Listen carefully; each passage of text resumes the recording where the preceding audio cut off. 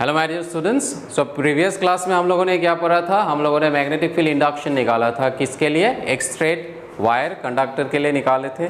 आज हम लोग सेम मैग्नेटिक फील्ड इंडक्शन निकालने वाले हैं for a circular current carrying coil, but at on the axis में निकालेंगे। सेंटर में तो हम लोगों ने सर्कुलर कॉइल के लिए निकाल चुके हैं, एक्सिस में नहीं निकाले थे, तो आज एक्सिस में निकालेंगे मैग्नेटिक फील्ड का वैल्यू क्या होता है for a circular current carrying conductor. Okay, let me write down the topic.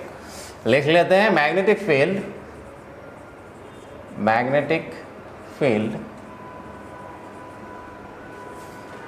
On the axis of A circular current carrying loop। Magnetic field on the axis of a circular current carrying loop, इसके लिए हम लोग निकालेंगे। कहाँ पे निकालेंगे? On the axis में निकालेंगे। Now let us consider a circular coil या सर्कुलर लूप। ओके, ये सर्कुलर लूप है। ऐसा सर्कुलर लूप कैसा है? ये बोर्ड में हम लोग तो 3 डायमेंशनल फिगर नहीं ड्रॉ कर सकते, इसके लिए क्या किया, मैंने एक सर्कुलर चीज़ लाया है आप लोगों के लिए। सपोज ये सर्कुलर लूप है। ओके, ये सर्कुलर लूप को हम लोगों ने कैसे इसको रखा है? इसको ऐसे रखा गया है, सामने से देखेंगे तो ऐसा है। This is the circular loop. Okay, ये सर्कुलर लूप है और इसमें क्या हो रहा है? करंट फ्लो कर रहा है। ओके, इसको कैसे रखेंगे? ऐसे रखेंगे। सो ड्राइंग में although it is looking circular, मतलब इसको कैसे रखा गया है? परपेंडिकुलरली। किसके साथ? इस प्लेन के साथ ये परपेंडिकुलरली रखा गया। ओके, नेक्स्ट इसमें करंट फ्लो करेगा। Suppose the current is flowing in this direction I, यहाँ से आई फ्लो कर रहा है in this direction I. Okay, so this is I is flowing. ये क्या है? इसका सेंटर है O. Let O be the centre, और ये जो लेंथ है, लेट अस से इसका जो रेडियस है, लेट अस से स्मॉल ए है। Small A is the radius of this circular coil. Okay, इसके एक्सिस में मुझे मैग्नेटिक फील्ड निकालना है। एक्सिस कहाँ होगा? ये एक्सिस में कहाँ पे? आइदर यहाँ पे मुझे मैग्नेटिक फील्ड निकालना है, यहाँ पे निकालना है, यहाँ पे कहीं पे भी निकालना है, but I want to find magnetic field induction on the axis of the conductor. Okay, so let me consider this point. Suppose anywhere on the axis I am going to find it out. Suppose here I am going to find the magnetic field. Let us say this is the point, and let us say this distance from the center of the coil is how much? This distance is x. x distance पे इस point पे मुझे निकालना है magnetic field. Let us say this point is what? P point. इस P point में magnetic field induction निकालना है। Right now let us consider a small dl.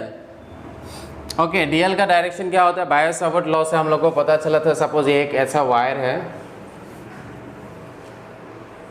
एक ऐसा वायर था और इसमें करंट फ्लो कर रहा था आई।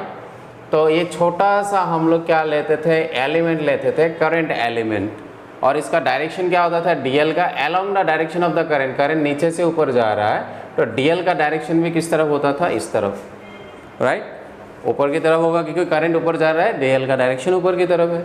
यहाँ पे मुझे अगर मैग्नेटिक फील्ड निकालना था तो क्या करते थे? पी पॉइंट में वो डीएल से एक लाइन खींचते थे यहाँ तक, और इस डिस्टेंस को क्या बोलते थे? R. And the angle between DL, ये डीएल किस तरफ है? इस तरफ, और ये क्या है? आर। तो ये जो एंगल था इसको हम लोग क्या बोलते थे? Theta. So what is theta? Theta is the angle formed between DL and R, right? So यहाँ पे मैं छोटा सा डीएल कंसिडर करता हूँ। यहाँ पे एक छोटा सा लेंथ डीएल। इस डीएल का डायरेक्शन क्या होगा अभी बच्चों? What will be the direction of this DL? Now see, when the current is moving in this direction, here the direction of the DL will be in this direction, right? Okay, that means the current is flowing.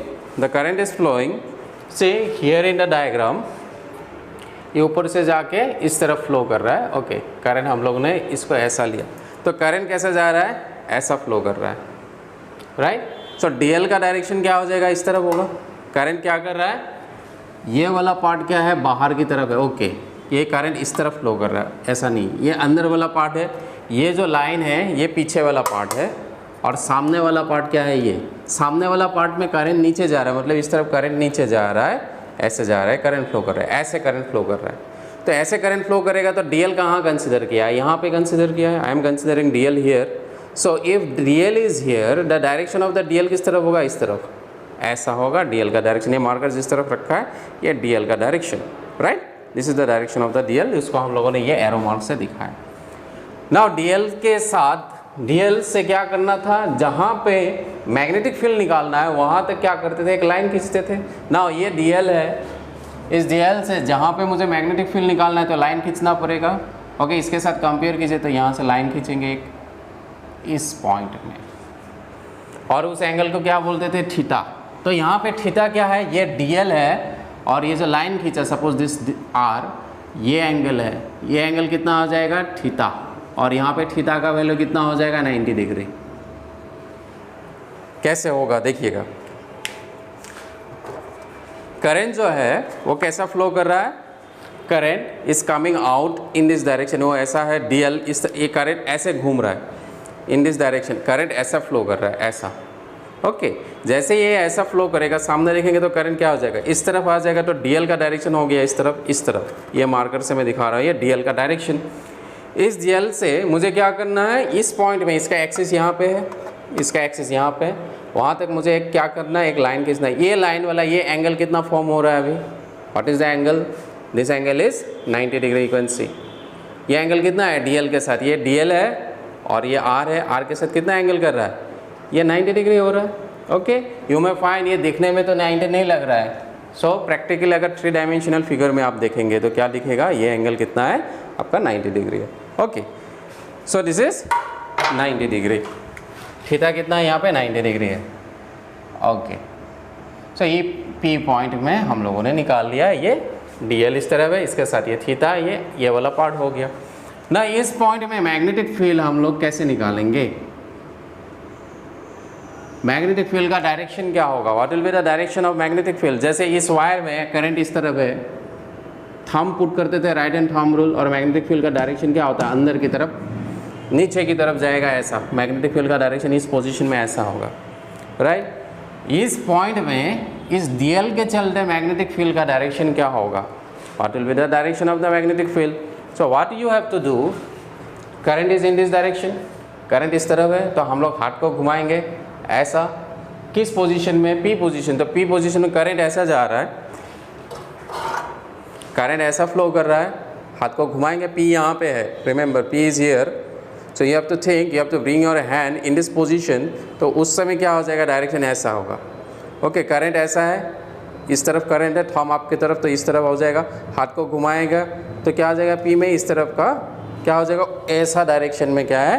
B का, D B का है, मतलब यहाँ पे इस तरफ हो जाएगा इसका मैग्नेटिक फील्ड का डायरेक्शन फॉर छोटा एलिमेंट डीएल। नाउ ये कितना एंगल बनाएगा? See, now see, we know from Biot Savart law d B is equal to क्या होता है? Mu naught upon 4 pi I D L sine theta by R square. ये main formula था किसका? From Biot Savart law का main formula था। इसको अगर हम लोग वेक्टर फॉर्म में लिखते हैं तो क्या था? D B is equal to mu naught upon 4 pi I D L cross R, और ये आर क्यूब, ऐसे लिखते थे। ये ए क्रॉस बी क्या होता है? A B sine theta. तो ये आ गया ए बी साइन थीटा। यहाँ पे ए का वैल्यू क्या है? डी एल, बी का वैल्यू क्या है? आर। तो आर तो नहीं है, तो आर ऊपर में आ जाएगा, नीचे में क्या लिखा? आर क्यूब कैंसिल किया, तो ये दोनों फॉर्मूला क्या है? सेम। ना यू नो वन थिंग कि जैसे हम लोग क्रॉस प्रोडक्ट लिखते हैं, सपोज ए क्रॉस बी, अगर एक वेक्टर है C, A cross B equal to अगर वेक्टर सी है, that means A is perpendicular to C, B is also perpendicular to C. होता था ये, क्यों? जैसे ए क्रॉस बी का डायरेक्शन कैसे निकालते थे? राइट हैंड स्क्रू रूल से। सपोज ये ए है, ये वेक्टर ए है, ये वेक्टर क्या है? बी है। अगर ए बी को अगर हम लोग ये बी लिख देते, ये ए बना देते, ये बी है, इसका अगर हम लोग प्रोडक्ट निकालना था राइट हैंड स्क्रू रूल, तो ऐसे अगर करेंगे देखिएगा, तो इसका डायरेक्शन क्या होता है? ए क्रॉस बी का इस तरफ, मतलब सी का जो डायरेक्शन है वो क्या है? इस तरफ है, परपेंडिकुलरली आउटवर्ड डायरेक्शन। मतलब ये जो सी वेक्टर है, this is perpendicular to A, this is also perpendicular to B. ठीक है, क्लियर? फिर से जब हम लोग ए क्रॉस बी करेंगे, ए क्रॉस बी, तो उसका जो नेट रिजल्ट निकलेगा वो किस तरफ होगा, इस तरफ. That means this vector is perpendicular to this vector is also perpendicular to this vector. Now here the vector quantity is what, dv. That means dv is perpendicular to dl, जिसके साथ cross product हो रहा है. dl के से भी क्या है, ये परपेंडिकुलर है. dv is also perpendicular to r. Okay, remember from here, from this formula what we can see, that means dv is perpendicular to r and dv is also perpendicular to dl. दोनों के साथ क्या कर रहा है वो 90 degree कर रहा है. नाउ ये जो dv होगा किसके साथ, r के साथ, dl के साथ परपेंडिकुलर है. मतलब यहाँ जो dv का डायरेक्शन है इस तरफ है, लेकिन वो क्या है, परपेंडिकुलर है. किसके साथ, r के साथ. इसलिए हम लोग क्या करेंगे, इस जो लाइन है, ये जो लाइन है इसके साथ परपेंडिकुलरली एक लाइन खींचेंगे, ऐसा dv का डायरेक्शन होगा.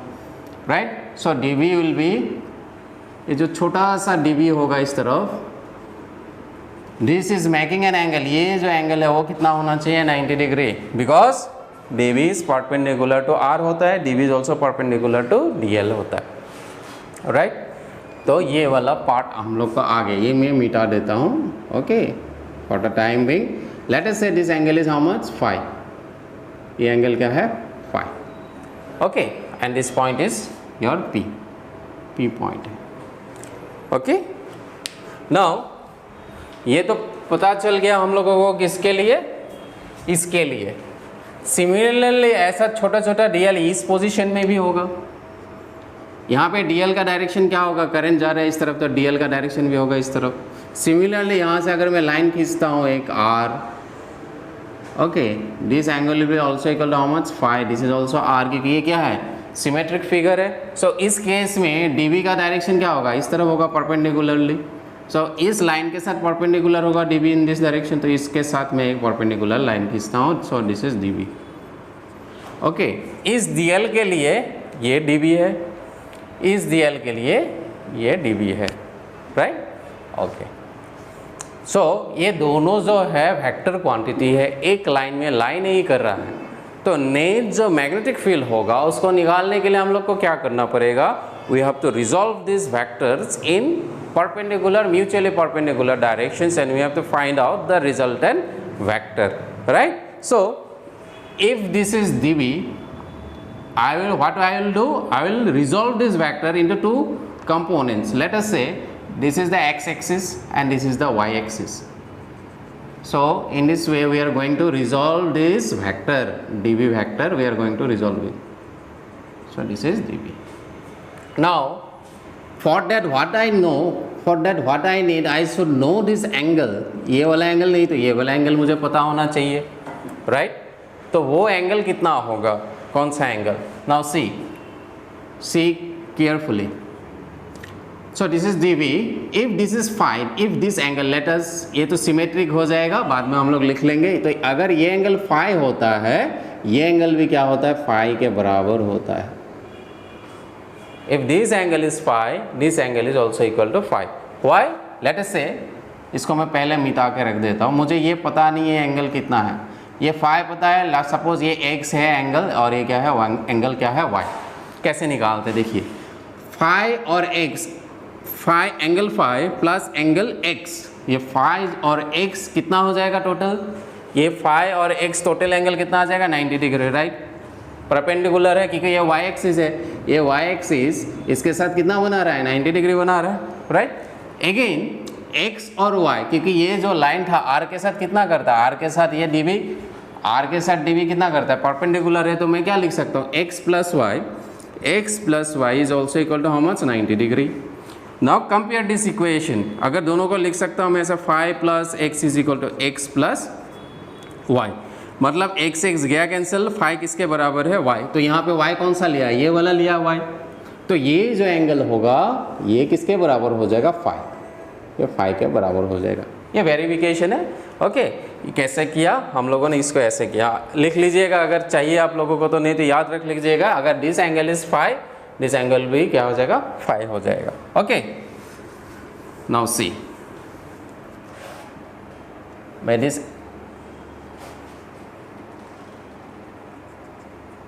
now if this angle is phi, इसको रिजॉल्व करेंगे तो इस तरफ क्या आ जाएगा, इस तरफ आ जाएगा डी बी कॉस फाई, क्योंकि टच कर रहा है ये, इस तरफ क्या आ जाएगा D B sine phi. Similarly ये भी क्या हो जाएगा, सिमेट्रिक है, ये फाई होने से ये भी फाई होगा, if this is phi this is also all phi, so इस तरफ क्या आ जाएगा ये, this is d B cos phi, and again इसको इस तरफ रिजॉल्व करेंगे तो क्या आ जाएगा डी बी साइन फाई, ये भी क्या हो जाएगा फाई के बराबर है, इसलिए हम लोग लिख सकते हैं इसको। तो ये हम लोग का जो डायग्राम बन गया, ये मेन डायग्राम है। नाउ इसको हम लोग लिखेंगे थोड़ा सा, क्योंकि फिजिक्स में थोड़ा सा स्टेटमेंट लिखना होता है, लिखेंगे, उसके बाद हम लोग डिराइवेशन करेंगे। राइट, समझ में आ गया होगा सब कुछ। और ये याद रखिए, this is very important, when you cross multiply two vectors then this vector is also perpendicular to this vector is also perpendicular to this, since this is a vector quantity, c यहाँ पे क्या है dv है, और a cross भी यहाँ पे क्या है dl और क्या है r है, that means dv is perpendicular to dl and dv is also perpendicular to r. Okay, now let me erase this part. Now see, so what we have done, we have considered, so यहाँ पे लिख लीजिएगा क्या लिखना है, we are considering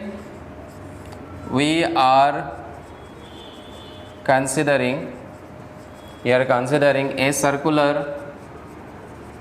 loop of radius a, radius कितना है इसका small a, with centre o, centre क्या है इसका o लिया है। Okay, we want to find magnetic field induction at position P, ये P point है, we want to find magnetic field induction, short में मैग्नेटिक फील्ड ही लिख देते हैं, magnetic field at point P at a distance x from O, मतलब P point में मुझे magnetic field निकालना है, कितना डिस्टेंस में, x डिस्टेंस पे, कहाँ से O के रेस्पेक्ट में, OP कितना है this much. Okay, this much is clear. From right angle triangle, suppose ये नाम दे देता हूँ ABC, suppose this is XOP, from right angle triangle XOP, क्योंकि R का वैल्यू निकालेंगे, हम लोग को क्या पता है, A पता है और क्या पता है, X पता है। So from the right angle triangle, ये राइट एंगल ट्राइंगल तो कितना आ जाएगा इसका, hypotenuse square is equal to perpendicular square. ये एक ट्राइंगल लिया है, देखिएगा DL वाला चीज़ अलग है, वो थीटा वाला क्या इतना था, ये थीटा तो 90 डिग्री है, और initially I have said this thing. Okay, from this you can say hypotenuse क्या है, R है, so R hypotenuse square is equal to perpendicular square क्या है, a स्क्वायर प्लस क्या आ जाएगा x square. So the value of r is your a square plus x square to the power 1/2, remember. So यहाँ से मैं r को value कितना लिख सकता हूँ, this r is equal to a square plus x square to the power 1/2। Pythagoras theorem निकाल लें। राइट, मेन काम अभी शुरू हो जाएगा, इतना पार्ट लिख लीजिएगा एग्जाम में, तो मैं इसको मिटा के क्या करूँगा, अभी मैं मेन जो पार्ट है इस डिराइवेशन का वो करने वाला। Okay, now from Biot Savart law we are going to write the thing. तो ये थोड़ा सा लिखना होता है, आप लोगों को याद रखिएगा, फिजिक्स के डिराइवेशन में you have to write this things. Okay, this is the introductory part of the derivation. Now from Biot Savart law, from Biot Savart's law, small dB, छोटा सा magnetic field is given by mu naught upon 4 pi I dl sin theta by r square. Now we'll put the value. So this is dB is equal to mu naught upon 4 pi I dl sin of 90 degree, and the value of r कितना मिला है, a square plus x square आ जाएगा, क्यों, square है, square करेंगे तो ये पावर 1/2 हट जाएगा। राइट, सो दिस इज से, और एक सिंप्लीफाई करके लिख सकते, so dB is equal to mu naught upon 4 pi I dl आ गया, साइन 90 कितना होता है 1, तो ये क्या आ गया a square plus x square is equation number 1। ना ये तो dB का वैल्यू है, ये dB का वैल्यू है, लेकिन इसको हम लोगों ने रिजॉल्व किया, ये dB sine phi dB cos phi. So resolving, now लिख लेते हैं resolving dB into rectangular components या resolving dB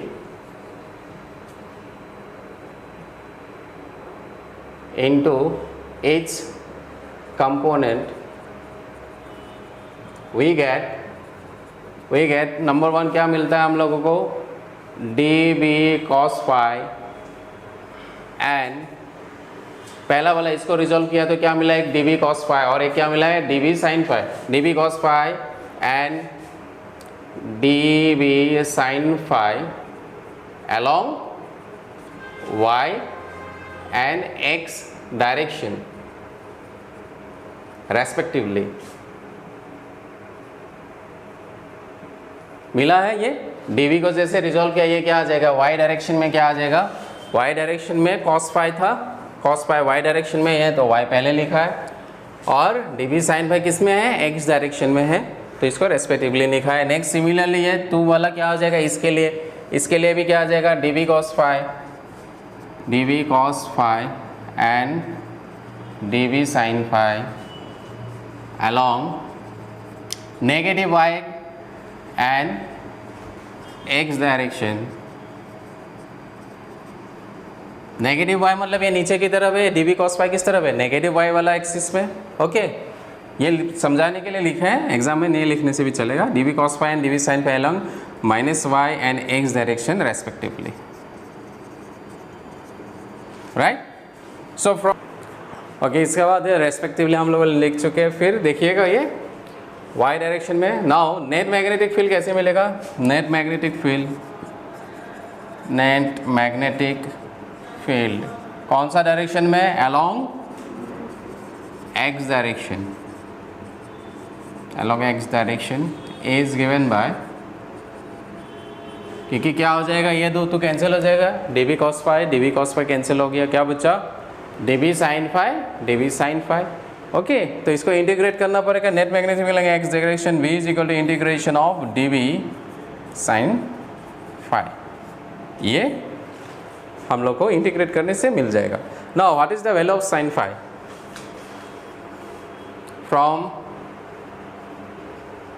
ट्राइंगल, क्या लिखा था हमने इसको XOP, ये क्या है, ये x है, दिस पॉइंट इज XOP और ये भी x है, इसका नाम चेंज कर दे, दोनों x कन्फ्यूजन हो सकता है, XY भी आ गया, LOP। फ्रॉम ट्राइंगल LOP क्या देख सकते हैं यहाँ पे, sin phi इक्वल टू क्या आता है, perpendicular by hypotenuse P by H। From the triangle perpendicular क्या है, A है, and what is the hypotenuse, R है, R का वैल्यू क्या है, that is a square plus x square to the power 1/2। So sin phi के जगह क्या पुट करेंगे, ये वाला वैल्यू पुट कर देते हैं। Okay, so from equation 1 what we get, from equation 1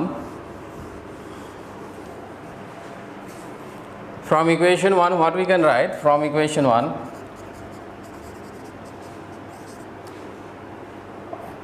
और नहीं, इक्वेशन 1 नहीं, ये तो 1 ऑलरेडी था, फ्रॉम इसको बोल देते हैं 2, from equation 2 b is equal to integration, dv का वैल्यू क्या है, इक्वेशन 1 में दिया गया है, उसको पुट कर देते, क्या है, mu naught I dl divided by 4 pi, this is a square plus x square. तो आ गया dB sin phi कितना है, a divided by a square plus x square to the power 1/2, that is a divided by a square plus x square, power कितना है 1/2। Now यहाँ पे जितना भी constant terms, you bring the constant term outside the integration sign and just do the calculations, And what is the variable here? Here the variable is your dl. So the dl will कहाँ से कहाँ तक जाएगा dl? So this is a circular current carrying conductor और circular loop. So dl करेंगे तो total क्या आ जाएगा? सर्कमफेरेंस हो जाएगा. So लिमिट क्या पुट करेंगे इसका? और पहले मैं लिख लेता हूँ. If you bring all the constant terms outside, it is mu naught I.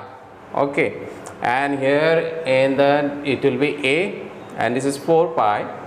And see यहाँ पे पावर कितना है? 1 plus 1 by 2. पावर क्या हो जाएगा? 3 by 2. So this becomes a square plus x square to the power 3 by 2. Again this is integration of dl and you have to put the limit from 0 to 2 pi a.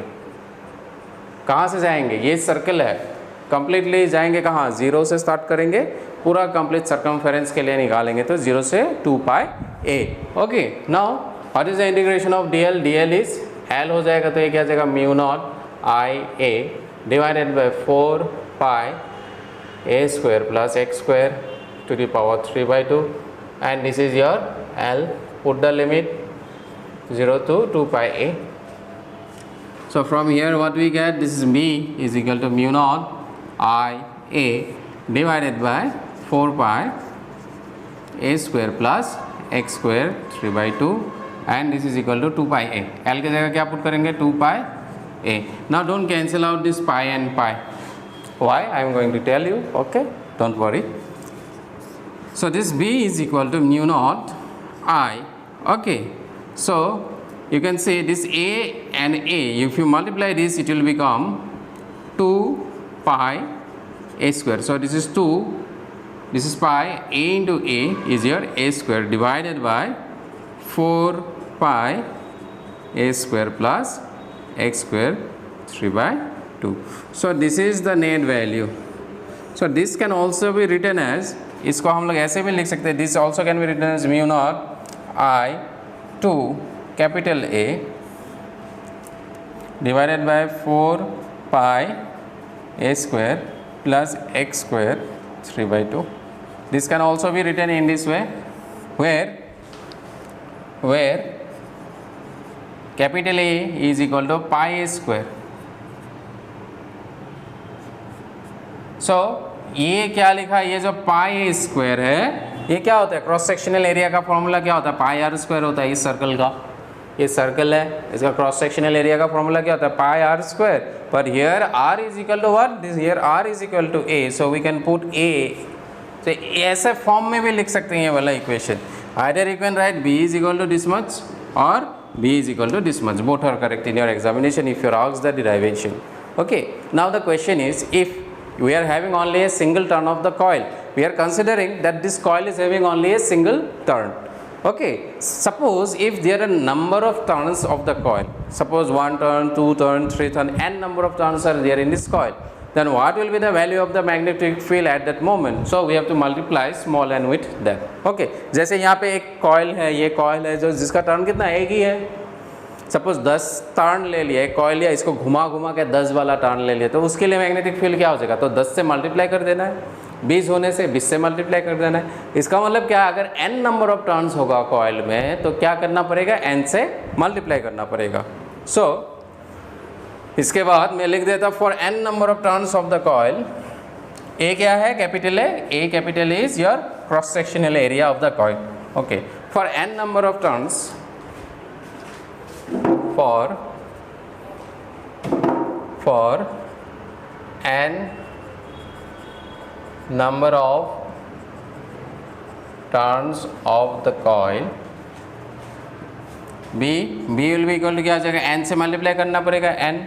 so n क्या आ जाएगा? Mu naught I 2 pi A square ही लगा देते हैं अभी. Okay, वो capital A भी लिख सकते थे लेकिन मैंने a लिखा है. This is pi a square plus x square 3 by 2. So for n number of turns the magnetic field is given by this formula. n से मल्टीप्लाई करना है, where n is what? n is the number of turns for n number of turns of the coil. Okay, ये formula आप लोगों को याद रखना है.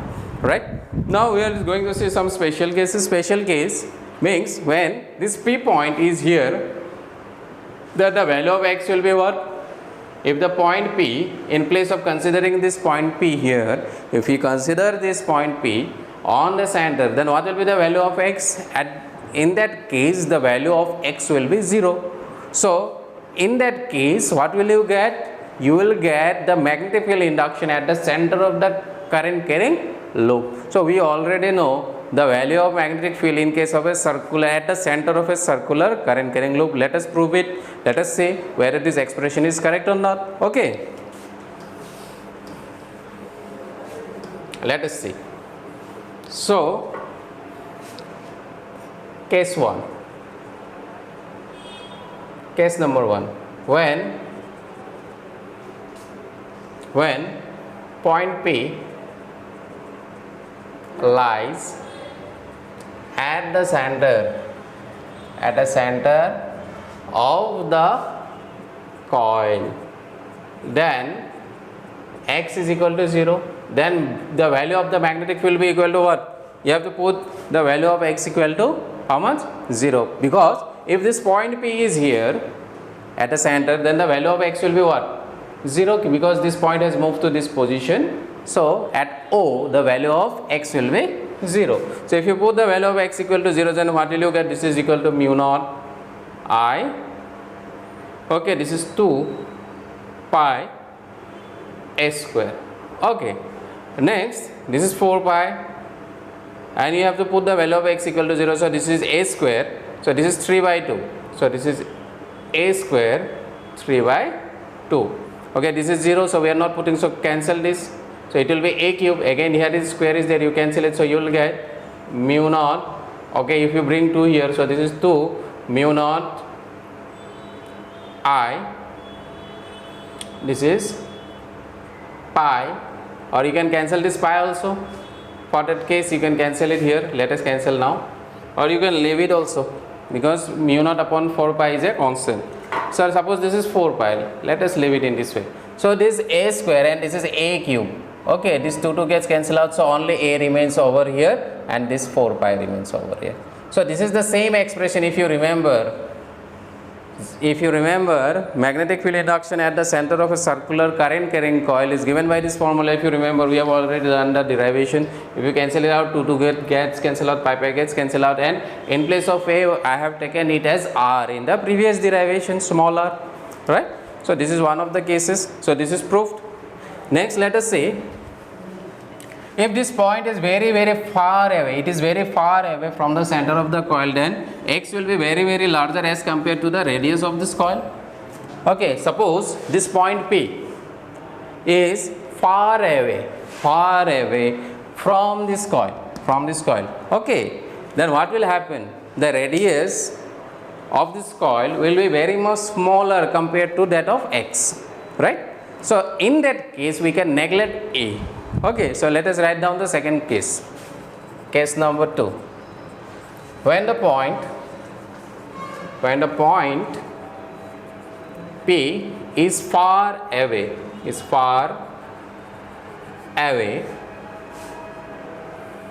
from the center of the coil, then what we can then A can be neglected. If A can be neglected, then what we can do? Then B will be equal to what? B is equal to mu naught I 2 pi a square divided by, this is 4 pi. So if you neglect, we can neglect A. So don't neglect A here. Always see the things we have to neglect it over here. Okay. Now if you neglect this in the denominator, because if you neglect this, whole thing will become 0. So that will be some mathematical error. We cannot consider these things in the numerator. We have to consider it in denominator. So if you say this, what will happen? This becomes x square and this becomes 3 by 2. So these 2 gets cancelled out. So what will you get? This is mu naught I 2 pi a square divided by 4 pi x cube. So this will be the value, okay, for magnetic field far away from the center of the coil. So हम लोगों ने आज जो पढ़ा है magnetic field induction, so main जो formula ये है, इसके जगह ए भी लिख सकते हैं for N number of coils, so you can put N. So इसी में हम लोग आज ये डिराइवेशन जो है इसमें इसको ख़त्म करते हैं। आप लोग प्रैक्टिस कीजिएगा ये क्वेश्चन, ओके। ये डिराइवेशन एग्जाम्स में पूछता रहता है, okay. So we wind up for today here, okay. In the next class will see. Thank you.